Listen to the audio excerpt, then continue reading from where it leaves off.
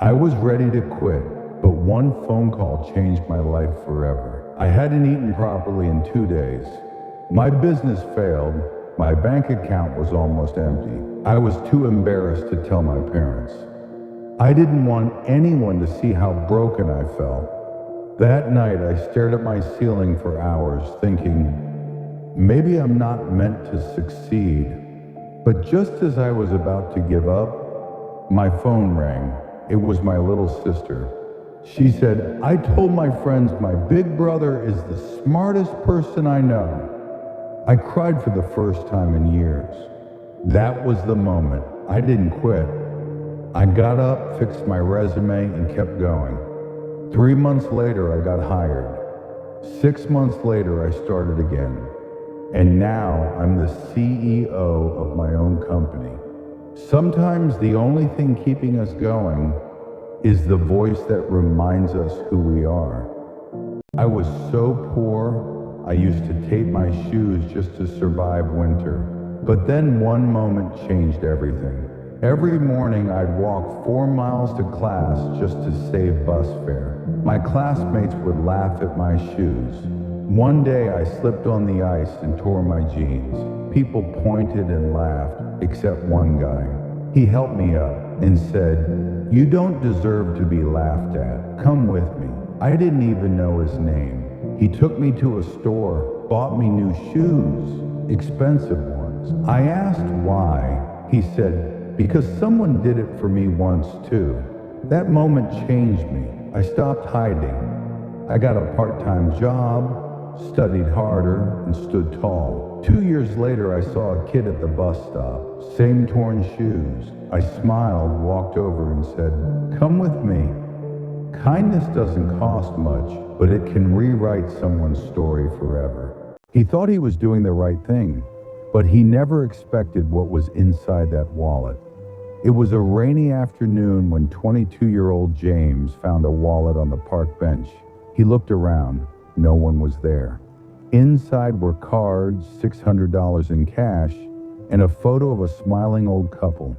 James could have kept the money, but something about the couple in the photo made him stop. He looked at the driver's license, an address just 2 blocks away. He walked to the address, knocked on the door. An elderly woman opened it. Her hands shook when she saw the wallet. That was my husband's, she whispered. He passed away last month. James froze. He hadn't expected this. She said she had taken the wallet to the park to feel close to him and must have forgotten it on the bench. Before James left, she handed him something, a folded letter. It said, you reminded me that kindness still exists. James never forgot that day. He didn't just return a wallet. He brought someone a moment of peace and found one for himself too. Sometimes doing the right thing leads to something even greater. He died before she could read the letter, but 5 years later, it found her and changed everything. Emma was just 16 when her father passed away suddenly. They were close, best friends. He always said, no matter what, I'll always find a way back to you. After his death, Emma couldn't talk about him. She locked away his things, avoided memories, and never visited his grave. The grief was too heavy. 5 years later, while helping her mom clean the attic, Emma found a sealed envelope with her name on it, her dad's handwriting. She froze. She sat on the floor and opened it. The letter was written a week before he died. He wrote, you're strong, Emma, and when you miss me, just look in the mirror. I'm right there in your eyes. Now, every year on his birthday, she reads the letter out loud. She says it out loud so he can hear it, wherever he is, and every time she does, she smiles. Some messages are never lost. They just arrive when your heart is ready. What he said changed my entire life. It was one of those days where everything felt like too much. I'd just lost my job. My boyfriend had broken up with me. I was sitting in the park, trying not to cry in public. That's when he sat next to me, an old man with a cane, wrinkled hands and kind eyes. I didn't look at him, but he said, you look like someone carrying the whole world on her back. I didn't respond, but he kept talking. telling me a story. He said, "When I was 30, I lost everything. My business failed. I had no money. I slept in my car for weeks. But one day, a woman gave me coffee and told me I still had time to rebuild. That one moment gave me hope, and I did. I rebuilt my life, slowly, painfully, but I did." Then he looked at me and said, "You're not done yet. You're just in the hard chapter, but the next one could be the best part." I looked at him, really looked, and just said, "Thank you." I don't even remember him leaving, but somehow that stranger gave me the strength to get up and try again. Sometimes it only takes one kind sentence from a stranger to change your entire story.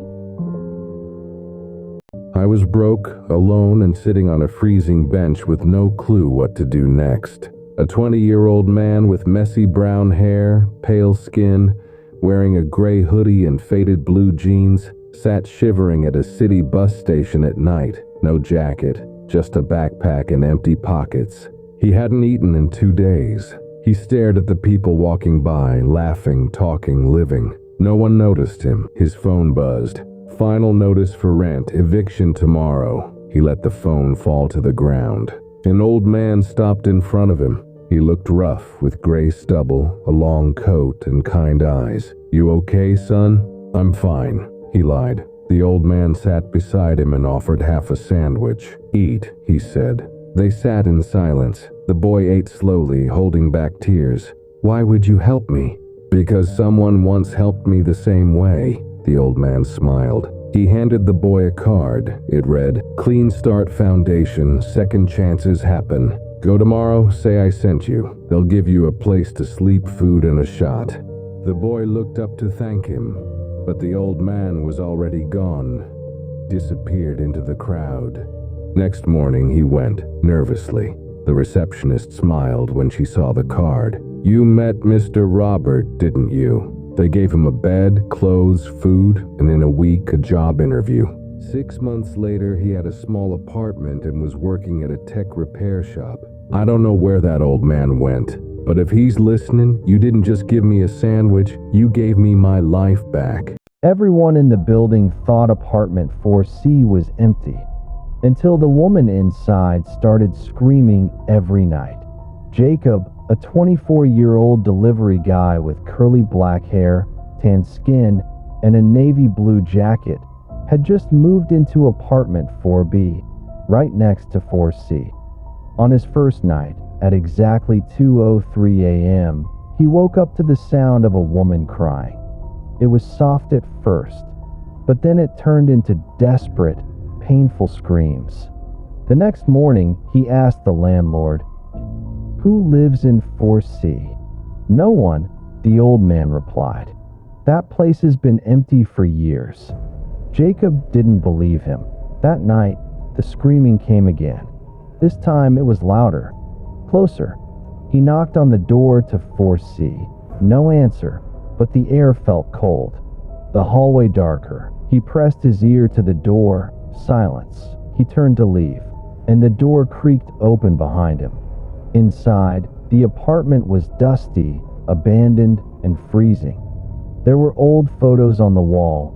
A woman, mid-30s, long black hair, pale skin, wearing a red dress. Jacob stepped further in, whispering that hello. Suddenly, the door slammed shut, the lights flickered, and from the corner of the room, a soft voice, "Please, help me." He turned. The woman from the photo stood there, eyes hollow, hands shaking. Then her face twisted in agony, and she screamed. That same scream from the night before. Jacob ran. He called the landlord. There was a woman in 4C, the old man admitted. She died 10 years ago, waiting for someone to help her. She used to scream every night. No one came. Now, every night at 2:03 a.m., she screams for someone new. And if you open the door, she never lets you leave. When I moved into my uncle's old house, people warned me never to open the attic, but I was too curious. And curiosity is what almost killed me. The house was quiet, too quiet.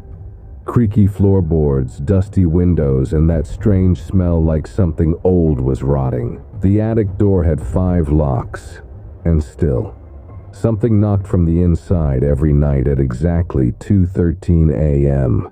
I tried to ignore it, but the knocking got louder, and one night I heard my name. I couldn't take it anymore. I grabbed the keys, opened each lock with shaking hands, and pulled the door open. I turned to run, but the door slammed shut, and then the voice whispered again, "Now you live here too." People still live in that house. They say the attic stays locked, but every night at 2:13, someone inside still whispers my name.